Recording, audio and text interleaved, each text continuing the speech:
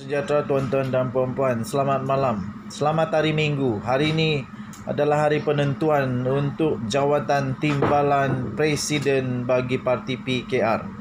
Tuan-tuan dan puan-puan yang dihormati sekalian, ada berita terkini yang baru saja diterima pada ketika ini hampir pasti, dan bagi saya sudah pastilah kot Rafizi menang sebagai timbalan presiden PKR. Dan berita yang baru diterima, Rafizi sekarang ini sedang mendahului dengan lebih daripada 10,000 undi, mendahului pencabarnya untuk timbalan presiden PKR iaitu Saifuddin dengan ketinggalan 10,000 undi. Walaupun ada keraguan, ada lebih kurang 6,000 undi yang disebut sebagai undi ragu, tetapi tuan-tuan dan puan-puan, itu tidak mampu mengubah keputusan yang bakal diterima. Walaupun kalau 6,000 undi ragu itu dikatakan undi yang boleh menang kepada Saifuddin, tetapi itu masih tidak dapat menggugat keputusan sekiranya tetap kekal 10,000 undi Saifuddin ataupun Rafizi mendahului. Jadi pada pendapat saya sudah sah Rafizi akan menjadi timbalan presiden PKR. Saya pasti ini akan menjadikan Pakatan Harapan secara spesifik PKR akan menjadi semakin kuat. PKR akan menjadi boleh bangkit semula, dan PKR pastinya akan boleh maju semula. Okey, so tahniah diucapkan kepada Rafizi yang pada ketika ini dilaporkan sedang mendahului dengan lebih 10,000 undi, mendahului daripada pencabarnya untuk jawatan sebagai timbalan presiden PKR. Denyut nadi suara rakyat bergema di channel ini. Kita jumpa lagi. Bye-bye. Salam sejahtera tuan-tuan dan puan-puan. Ini satu lagi. Ada satu artikel yang saya baca. Denyut nadi suara rakyat bergema di channel ini. Sila beri komen kamu. Ada satu artikel yang saya baru saja terima 3 bulan yang lalu. Artikel ini sebenarnya sudah dikeluarkan, tapi baru terjumpa. So bagus juga lah nak kongsi kepada kamu semua. Apa pendapat kamu? Kamu boleh komen sama ada betul atau tidak, ataupun apa sajalah pendapat kamu daripada Jalinluin, jalinluin.com, jalinluin.com. Okey.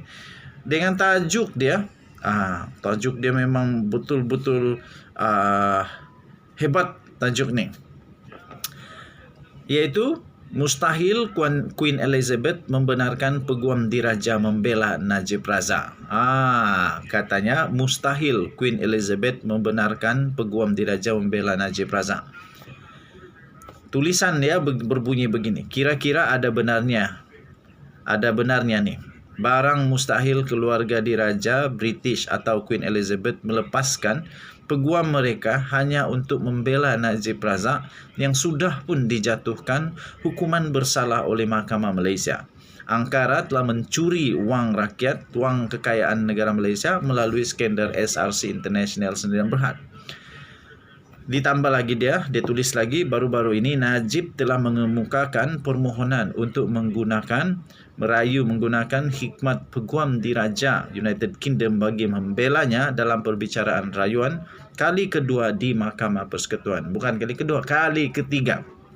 Kali ketiga di Mahkamah Persekutuan. Kira jalan terakhir lah ni kan, katanya.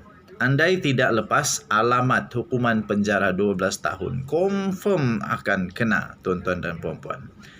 Tuan-tuan dan puan-puan yang dihormati sekalian, kalaupun Shafie Abdullah sudah tidak berguna, habis itu buat Najib simpan Laskar Malang UMNO yang terang-terang telah memperbodohkan hakim yang menjatuhkan hukuman bersalah ke atas dirinya. Kata tulisan itu. Saya kurang setuju yang inilah. Dia kata bodoh-bodoh ini, saya kurang setuju. Hakim-hakim bijak, tak mungkin mereka dengan mudah dapat dipermainkan. Hakim tahu apa yang mereka lakukan. Kemudian di akhir dia kata dia bagi apa nih? Dia bagi nasihat kepada Najib Razak. Dia kata, guna pakailah Najib. Oi, murah pun murah lah. Okey, so yang saya rasa pelik, dia siapkan satu video, dan video itu rupa-rupanya video daripada channel ini. Ada gambarnya sekali. Okey, ada gambarnya sekali. So daripada channel ini, The Twin TV. Okey, so terima kasihlah kepada Jalin Luin yang mengguna pakai saya punya video. Tapi kita tengoklah nanti, adakah Ratu Elizabeth akan melakukan perkara yang hampir mustahil itu, yaitu membenarkan semua hakim peguam-peguamnya supaya menggunakan peguam-peguamnya untuk membela Datuk Seri Najib Tun Razak ataupun tidak.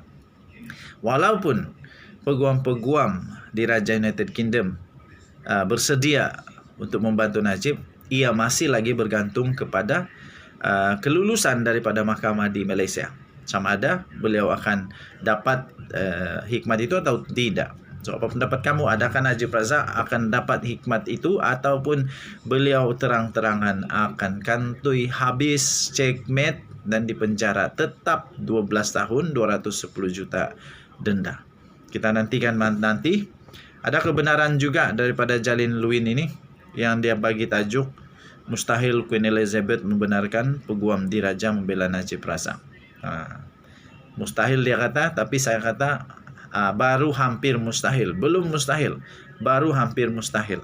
Ada harapan tapi hampir mustahil. Denyut nadi suara rakyat bergema di channel ini. Kita jumpa lagi. Bye-bye. Salam sejahtera tuan-tuan dan puan-puan. Selamat petang. Denyut nadi suara rakyat bergema di channel ini.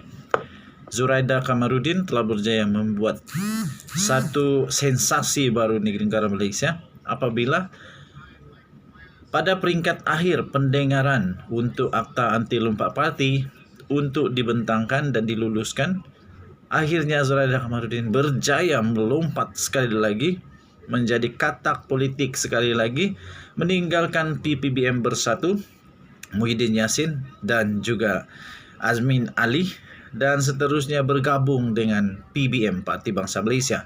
Dan beliau diterima dengan amat luar biasa di PBM sehingga diberikan jolokan di Iron Lady. Okey, sejurus selepas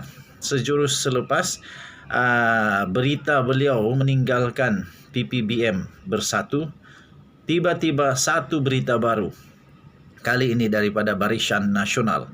Seorang yang amat besar di Barisan Nasional mengesahkan bahawa beliau keluar parti dan membuat kejutan sekali lagi. Kejutan ini untuk Barisan Nasional pula. Ketua bahagian daripada MCA, salah satu daripada komponen di dalam Barisan Nasional, mengesahkan keluar parti MCA.